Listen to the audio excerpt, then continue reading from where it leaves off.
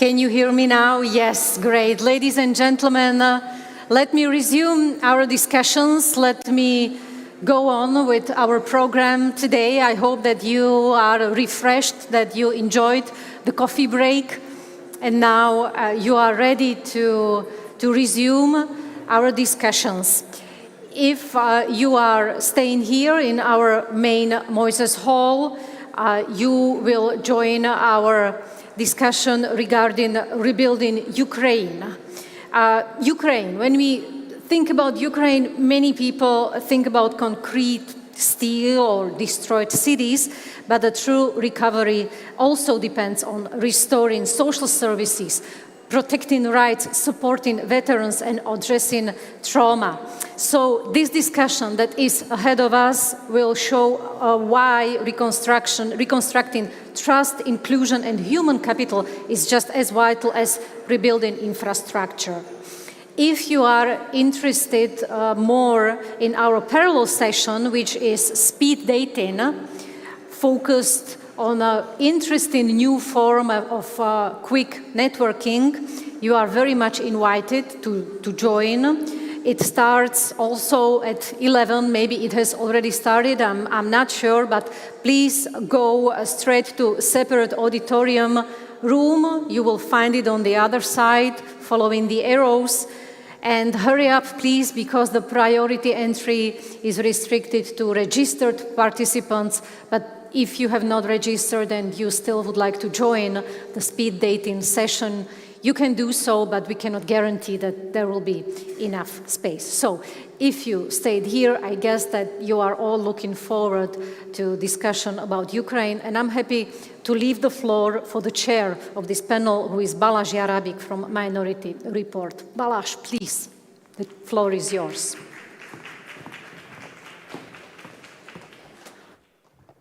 Thank you so much. Thank you, Eva, for the introduction. And hi, everyone. It's very hard to compete with coffee and dating, but we will try, because I think Ukraine is an immensely important topic. And I'm actually happy that we talk about something which is addressable and not talking about the war as I usually do. My name is Balázs Jarábik. I'm from Slovakia. I'm working as a consultant now for various clients, particularly in Eastern Europe. And I have spent about 20 years of my professional life in Ukraine in various capacity. Last time as the head of political analysis at the EU security mission in Kiev until end of 2022. So I'm very pleased to welcome the speakers. We're going to have 3 speakers. They're going to speak mostly, not me. The third speaker, let me start with the third speaker, who is not here present, but she's going to join us online. Katarína Mathernová, the EU ambassador from Kiev. She's going to join us toward the end of the panel. But I'm very pleased that we have Olga Nikolaievych, the Deputy Director from Mykolaiv Regional Development Agency, here with us. Olga, будь ласка. And also Justyna Janiszewska, the CEO and President of the Solidarity Fund from Poland. That's Polish Development Agency, state agency.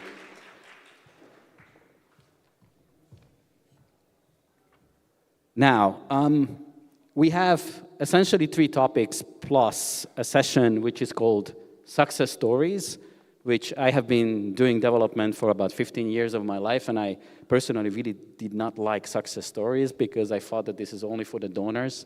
At the same time, we should talk about realistic stories, meaning in terms of the achievement. But the most important and the first topic is healing the invisible wounds and veteran reintegration. I think the Ukrainian army is about 1,200,000 around. Nobody really knows, that's a secret. So don't use this data, please. But over 1 million people with obviously the veteran status is going to be, and the position and the role of the veterans is going to be heavy.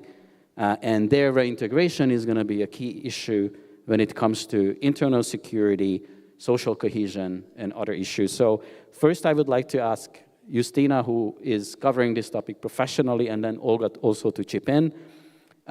Just going forward, then we're going to talk about small steps to big trust, particularly about communities. This is where I think the stories from Mykolaiv, as well as the real challenges from Mykolaiv, could be very interesting and important. And last but not least, and this is where Ambassador Mathernová will join in, is shift to the West. There is essentially, under the pressure of the Russian full-scale war, Ukraine and Ukrainians have been shifting toward the West. That's also meaning cross-border to the EU, and how EU member states as well as Ukraine and together with the EU can address this challenge. So without further ado, the floor is Justyna's. Thank you. Thank you so much, Balázs. Thank you for having me here. Let me just in one sentence introduce the organization. So Solidarity Fund PL is the closest that we have in Poland to Slovak aid. We are not an agency, we are a state-funded foundation that is under direct supervision of the Ministry of Foreign Affairs. And we have our office in Kiev that is currently employing 26 people, most of them being Ukrainians. So yes, the topic of veterans is very dear to us because this is one of our key directions of work in Ukraine, and we do believe that human capital and maintaining and developing that human capital is always important, the more important in this terrible war situation that there is in Ukraine. The way we work with veterans is on a local level. There's a gap that we identified a couple of years ago, that people receive very good support when they are hospitalized, and then shortly after they get a lot of rehab support. But once it's done and they come back to their homes, which are not always big cities, but frequently smaller and more remote locations, they don't get that support anymore, and they need it badly in many different ways. That's psychological support, and there's a little bit of taboo still about getting psychiatrical or psychological support in smaller locations in Ukraine. We've been through that in Poland as well, of course in different circumstances. They need support in physiotherapy, which is not developed in many of those smaller places, and a lot of other services, let's put it, social services.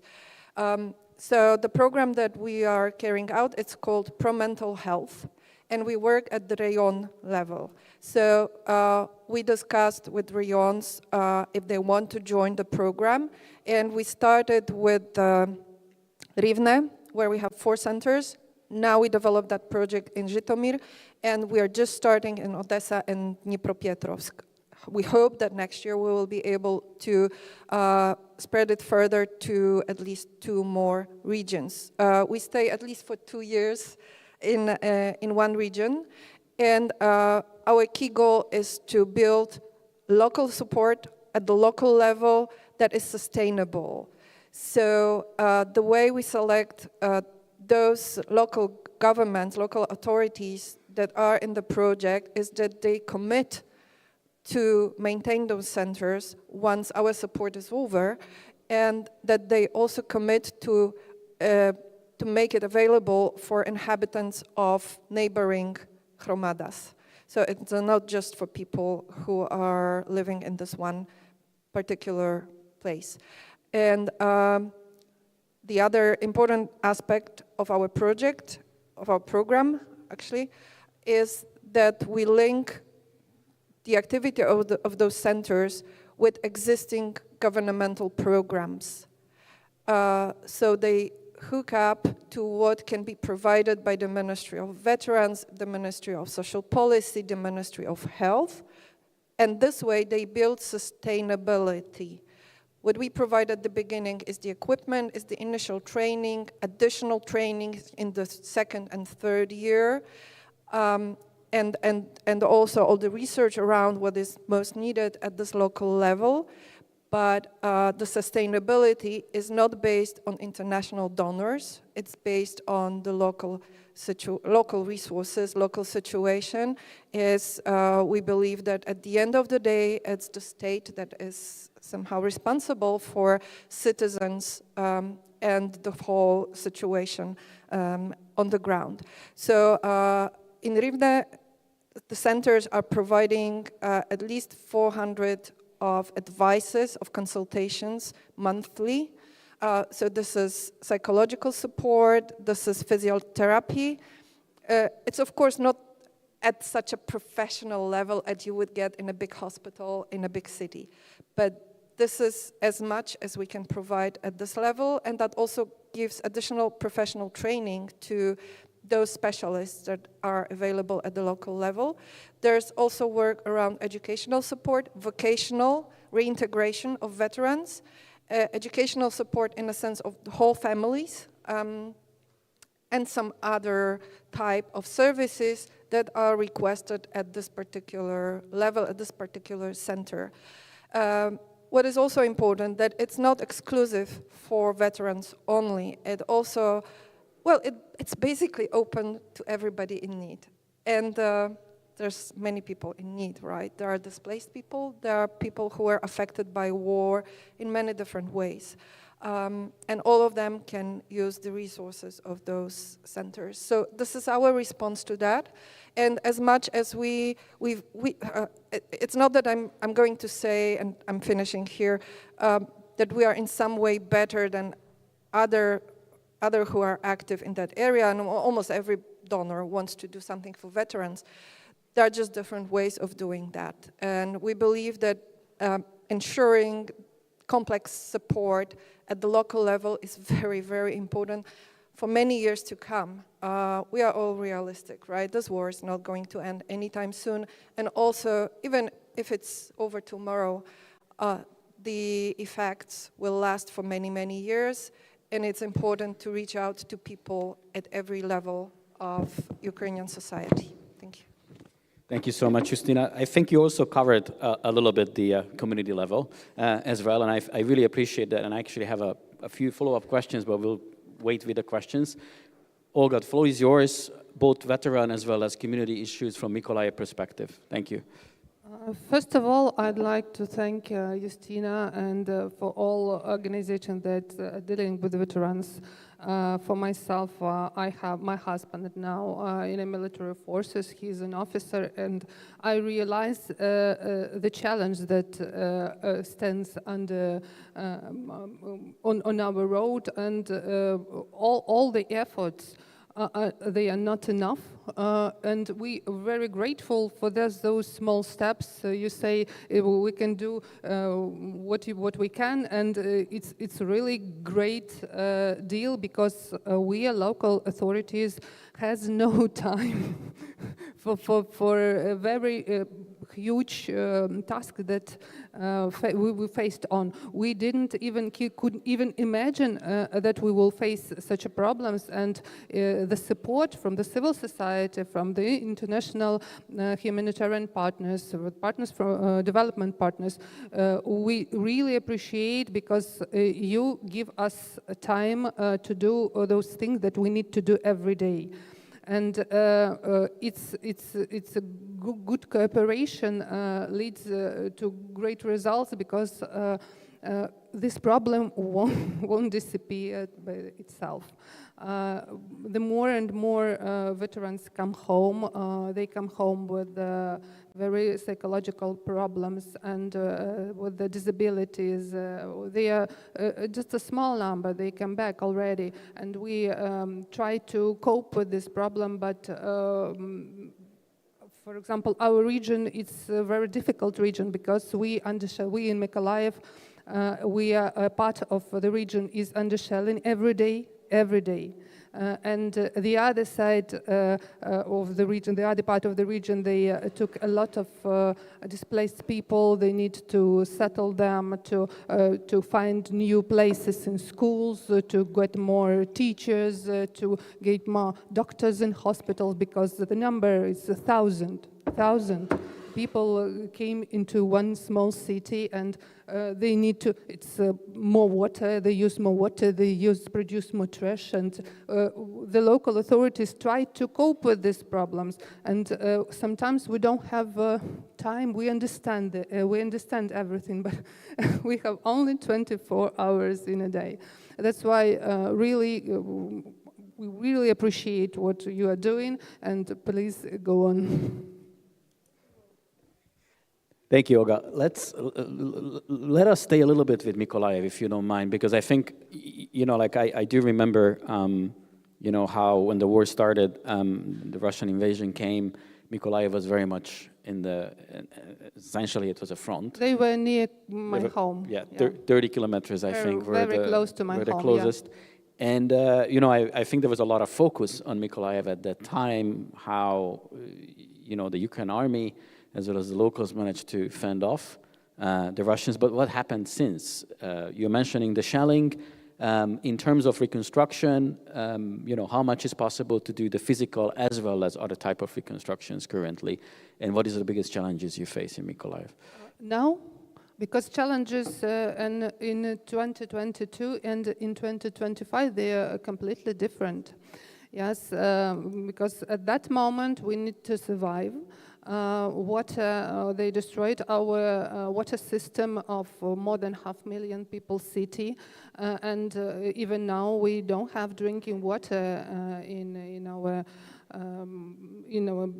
kitchens and so on. We need to carry it from the points of clean water. And we are facing with the problem of saving our children because secure child shelters. We built a lot of shelters. We didn't even imagine that we could build schools under the ground. We had a good chance to have an online education because it was COVID that prepared us for this huge task that came to our homes. Now we have a lot of partners that came into Mykolaiv and helped a lot with different programs with rebuilding, reconstruction, and I'm very glad that you use the new word renewing, because that aspect that we're working before the war beginning doesn't work. They do not work, and we need to create something new. We need to create some new, we don't have such skills. For example, a water utility company, water supply company. Yes, we have a great problem with energy, with electricity, and so the people who could have water constantly. We use solar panel, solar stations. And we have no operators for those solar because first, a lot of men are in army now, and we have no educational programs that will fasten this situation. The solar station appears, and we need to learn this.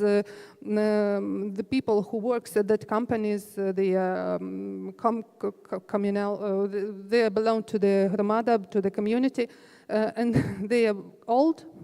They are 60 years, because in 60 years they can be taken into the army. And who will be working at this solar station? Yes, this is the challenge. The other challenge, people so much exhausted, so much. You can even imagine.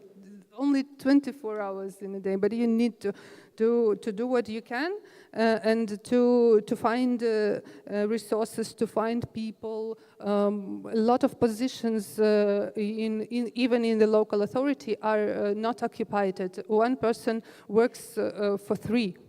And it's usual, it's a good situation if there is one person. The level for my pain, we need to learn local authorities to deal with international partners. They have no language. English language is a great problem. They need to deal with some tools that are usually for us, for you, but not usual for them. We try to teach them, to constantly teaches, but their psychological state very exhausted. We tell them something and they forgot. It's it's a great problem, and psychological health or mental health, it's one of the biggest problem now, to support those who is working, who is doing something. And veterans already coming, they come back from the army and say, what are you doing for us? Yes, we lost our house, we lost our friends, and a lot. And we say, thanks God, they're partners. And we already can direct them to the psychologist, to the veteran supporting systems from governance and from the local partners, from the international partners, and huge task for us in this, to cope with all these unexpected problems. Thank you. So, you know, like, just to summarize what you said, safety first, right? Really, like, because of the front line is so close. Unfortunately. Yes, water. Still safety first. Safety first, yes. Water, education, mental health, labor, right? And then the veterans already, the reintegration of the veterans. I mean, these looks like a huge task. So let's go back to Justyna about, because you also mentioned that this is your approach, the local sustainability, local support, which, you know, based on my experience, I can only cherish. But what about the others? So how, you know, from my experience as well as from my projection, you know, veteran reintegration is going to be the most important task when it comes to social fabric, when it comes to internal security, when it comes to many things which Ukraine is going to tackle after the war. But it's already, as Olga mentioned, these are coming back.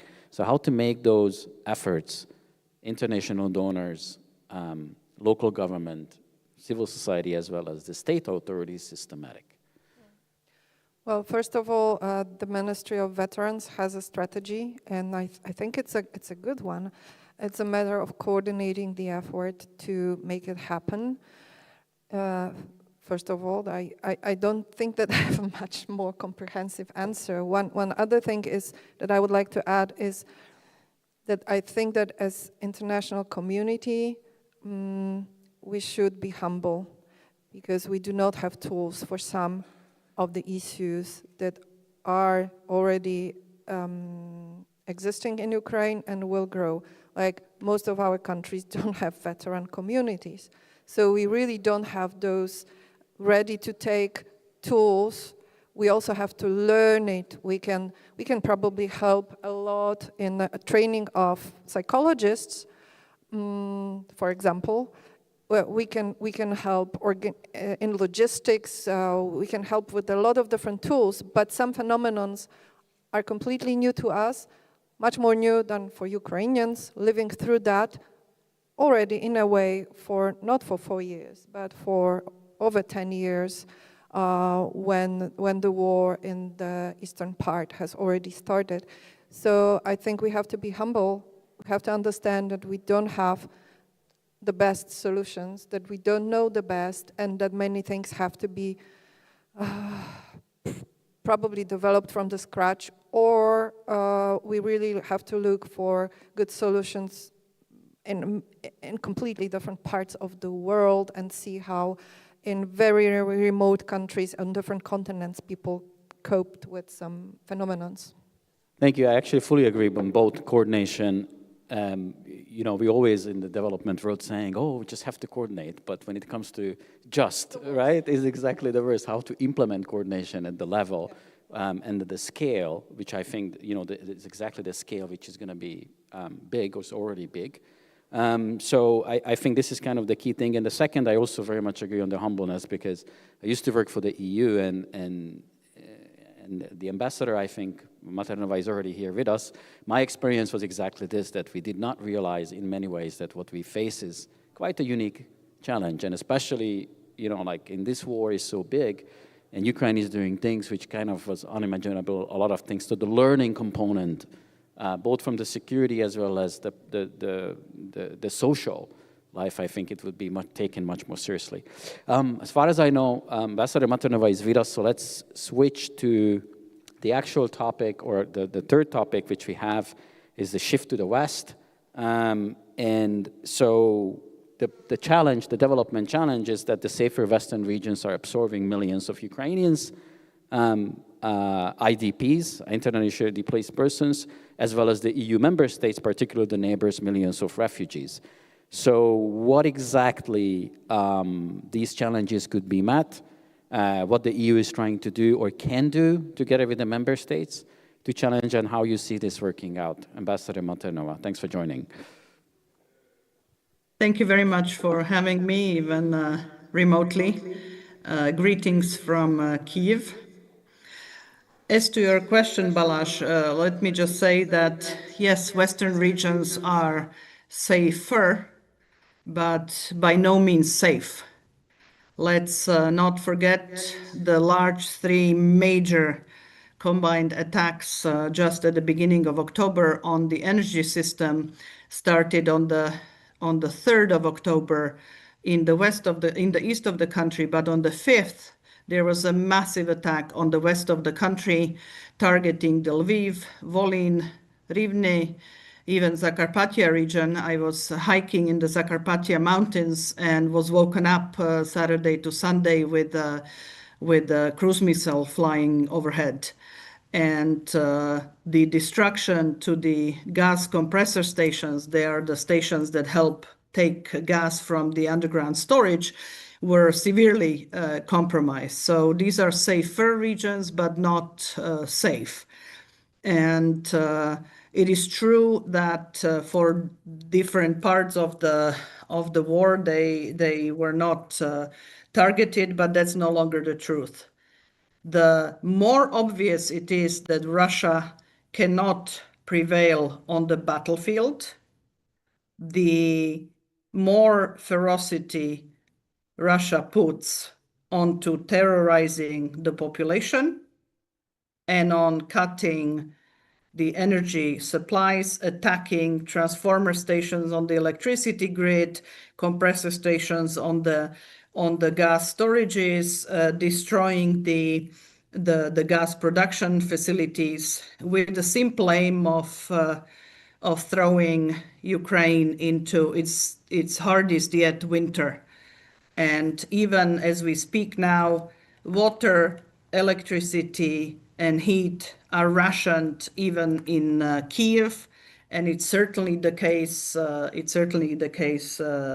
In different parts of the country. So that's just to comment on the relative safeness of the Western regions. But it's definitely true that they have both benefited from the influx of IDPs in terms of workforce, in terms of people working in the services, etc., but at the same time carry the big burden of accommodating and providing for large amounts of people who flew from the eastern part.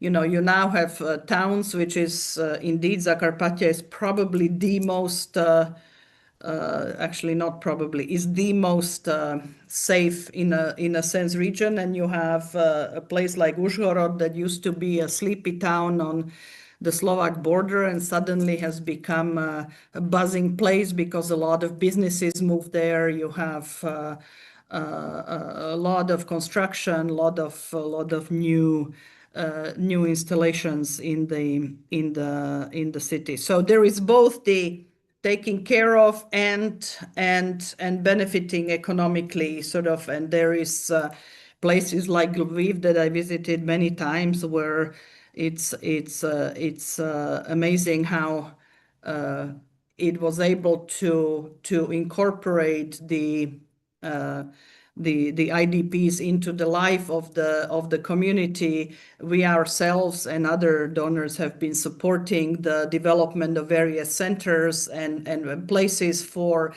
retraining, but also for after our activities to keep the communities that move there alive.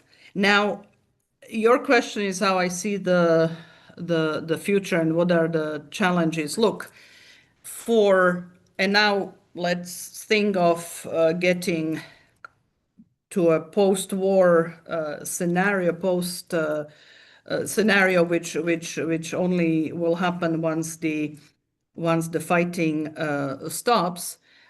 Ukraine will need people. I mean, the very dramatic demographic decline that started in 1991 has been grossly exacerbated by the war. There are about 7 million Ukrainian refugees, most of whom are in the European Union, but not only.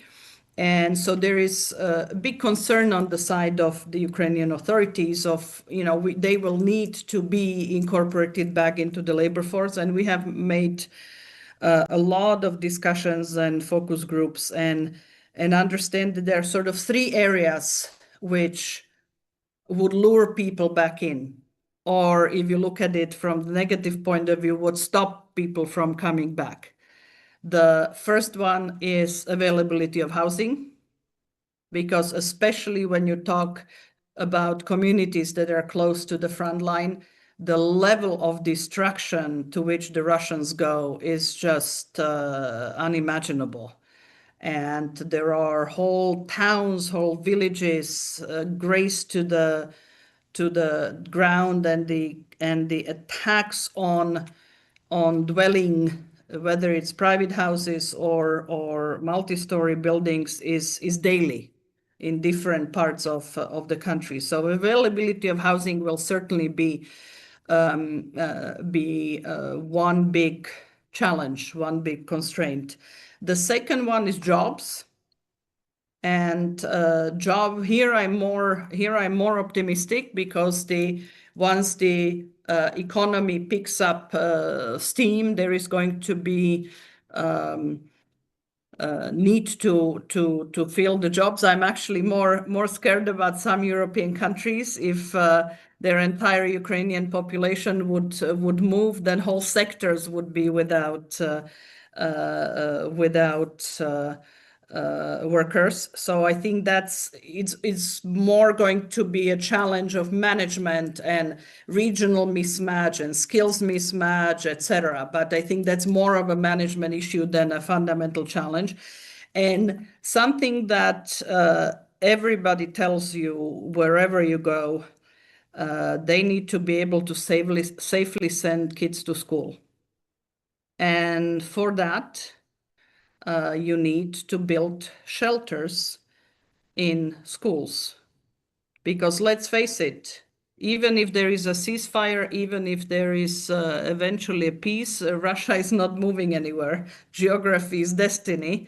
And so availability of shelters from nurseries and kindergartens through schools is extremely important. In some places like Kharkiv and Zaporizhia that I visited in the summer, they already built 11 underground schools that are 7 meters underground.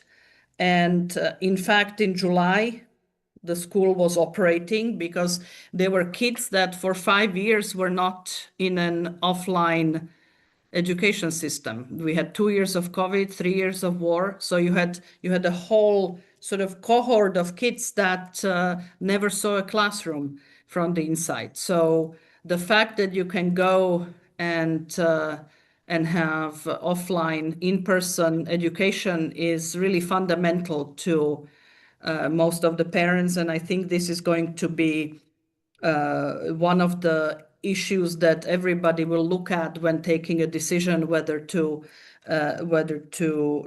move back. And then the last point I would make is that a lot of the ills of societies are now not happening, or happening only episodically, because there is a common enemy, and the country is in a fighting mode and protecting itself and its national freedom and identity and self-determination.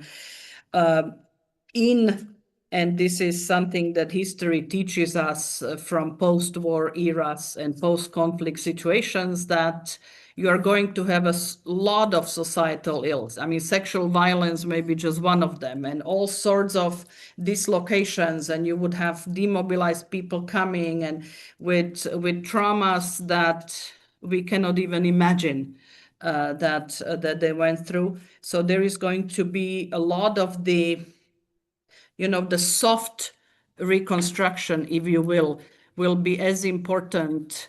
Mental health, community centers, etc., is going to be as important as rebuilding the ports and the highways and the bridges and the factories.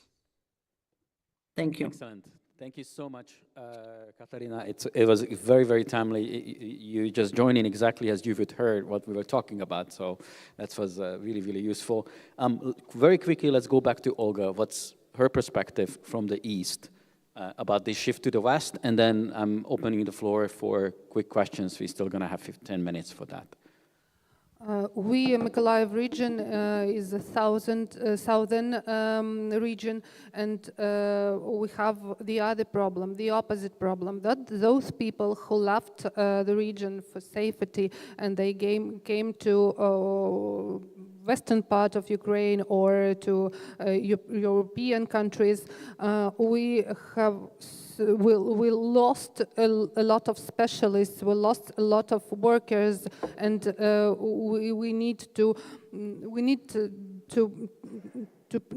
find some solution to find more people or to re-educate those who stayed. Those who stayed, everybody in Ukraine could approve my words that we decided to stay, and it is the choice to work hard so our country exists. And we do our best, but we need to reskill.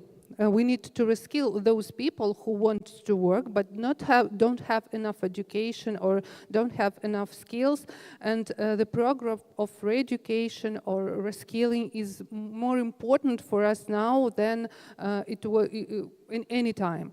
And we try our best to teach women, for example, to drive tractors or buses or something like that, because our men are fighting now, and we need to replace them. We have a lot of programs, not we, but we see some businesses trying to hire 16 years kids, and it's another challenge to make our kids stronger, to make our kids go and develop faster, because we won't survive without them. Re-educating elderly people, yes. The university of third age, because they are in 16, they still have, especially women, they have a desire to work, not to be a part of the society, and it's also a challenge. We need to work with those who are close and welcome in Mykolaiv with such programs. Thank you so much. We have 10 minutes for questions. I don't see any questions on my display, but please raise your hand. And there you go. Okay. Thank you. Hi, my name is Daria. I'm originally from Ukraine, so I know the context really well. I'm from Odessa, from the south, and I used to work in Ukrainian refugee response topic in Slovakia, mostly in education settings. First of all, thank you so much for all your amazing work. I'm really glad to see people who are doing this good work in such difficult conditions. And I do have two questions for both of you. So my first question is considering the capacity, and I think it would be more for Olha, as you did say that you don't have enough capacity. How do you address youth engagement in this regard? Do you have opportunities for youth to be employed, to use their skills also? As I feel like youth in Ukraine right now is extremely active, but on the municipality level or higher levels, they don't have enough place and they don't have enough opportunities to be engaged in the policy level, especially. Like, how do you maybe use this topic, or how do you work with it? And another question would be more for Justyna, is about, you were talking about the mental health services that you are providing. Do you address it somehow on the more national level, or at least local level? As I feel like this topic is extremely important, and it is great to have project. It is great to have to work with hromadas, right, as we have it now. But do you have any support from the national government? Do you have any cooperation, or at least I don't know, collaboration in terms how to include it more in education system in Ukraine, more in social services in Ukraine, etc.? Thank you. Thank you so much. If Katarína is still with us, I have a question for her about cross-border work, both transport as well as social, people to people. I know the EU is heavily engaged, and I think it would be very good to add that as well. So let's start with Olga, Justyna, and closing with Katarína. Thank you. I would like to invite you to work with in our agency. Yes, we have a position, we have 2 positions, and we would like to have such a talented girl with a good language, and you will have an opportunity to work. And every young girl or young boy can come and work wherever he wants, but they don't want. Instead, we create a lot of youth centers. In Mykolaiv exists, I heard about 8 in different in this big central youth center, where it goes on a lot of trainings, a lot of international changes, a lot of programs for first business, a lot of programs for first job. Youth have a lot of opportunities even now. Even now, a lot of partners do a lot of programs, and we really appreciate it that they do such work.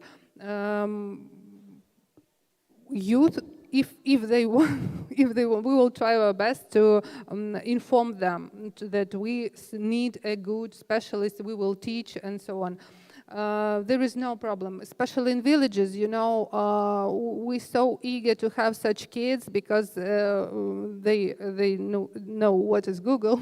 Yes, they can make interesting videos. They can do a lot of presentations, and their digital level is much higher than those people who are working nowadays.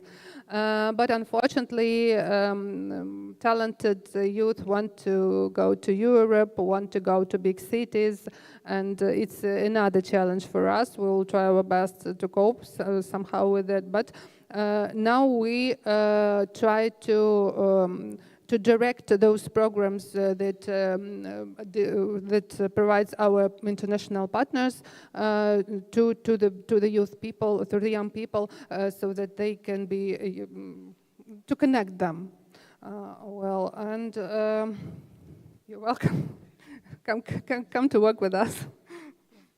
So, in the interest of time, very briefly, we never work without consultation and direct touch with respective authorities. So we do consult with the Ministry of Veterans, with other ministries. We try to monitor what other programs are doing so that we don't overlap. We try to coordinate. It's not ideal, of course. And for the outreach to the general public, or more to also to the psychologist community, we have an annual veteran forum which is the floor, which will happen again in December, I believe, end of November or December, which is the way to also hear back what others are doing, to share what we are doing, and to build some coherence around different topics. And Katarína, please. Yes, I am still here. Thanks for starting later, so I could actually join more of the panel than I was initially worried. Look, the border between the European Union and Ukraine was one of the sleepiest borders, long and one of the sleepiest borders that existed in Europe. There was very little activity other than rural life on most of the western side of the European Union border with Ukraine. I think that the Košice U.S. steel plant was probably the only major industrial enterprise that was close to the border. And since the onset of the full-scale invasion, it's a transformed situation. The EU has very quickly, and not only the EU, other partners as well, even the US at that time was investing in making sure that the borders get a little more active. You remember at the beginning of the full-scale invasion, the Black Sea was blockaded by Russia. And it was in everyone's interest to make sure that Ukraine has the export lifeline, because it still is a country where the economy works, the government works, the economy works, civil society works. Ukrzheleznica transports enormous amount of people and goods and soldiers and weapons, etc. And one needed to really revitalize and make the border a lot more porous and effective to transport both people and goods. So we established a program called Solidarity Lanes, which got a lot of, to the tune of above €1 billion financing to open new border crossings, to make electricity, gas, IT, and transport interconnections to make the Danube River more navigable, and eventually also helped Ukraine end the blockade of the Black Sea, and the Black Sea is now navigable for Ukrainian exports. One of the apart from the economic and military aspect of these interconnections, obviously this is also for people people contacts extremely important. One of the barriers between Ukraine and the European Union is the differentiated gauge for trains. That's the distance between the train rails and train tracks.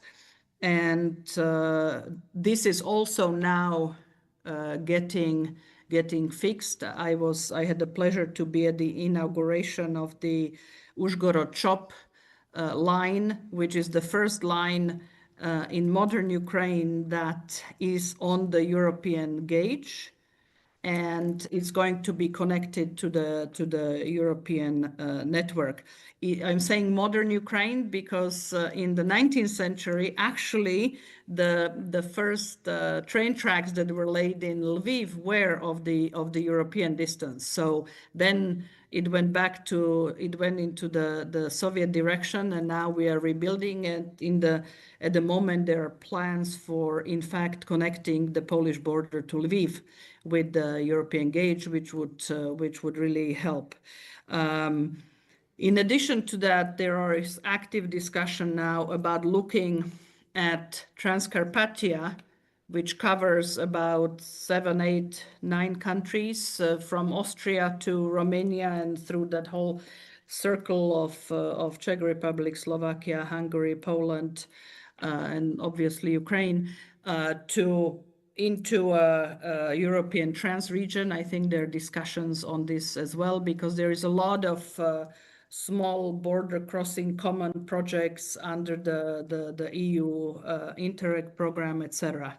Here I must say, since I'm talking to an audience in Bratislava, that it saddens me greatly that the least active in actually building interconnections, building border crossing points, and train and road links is my homeland of Slovakia. And it always shocks me when I go on the roads and rail from Ukraine to Poland and from Ukraine to Slovakia very frequently, and there is a decades of difference how the Poles took this as an opportunity to really revitalize the connections and therefore also help the eastern Polish regions and Western Ukrainian ones. But oh well, that's just the way we are. Thank you so much. This is actually a good call, like where to lobby and advocate for. We run out of time. Thank you so much for the contributions. I would say we back to the future in Ukraine in a lot of ways. And as Katarína was saying, I think we're also seeing an emergence of a new Ukraine. And a lot of these things which we have been discussing from the demography, returning of Ukrainians after the war and reconstruction, particularly focusing on the soul and the social fields are going to be key. What kind of Ukraine we're going to have emerging from after the war. Join me to applaud the speakers. Thank you so much. It was an excellent panel, I think. So. Slava Ukraini!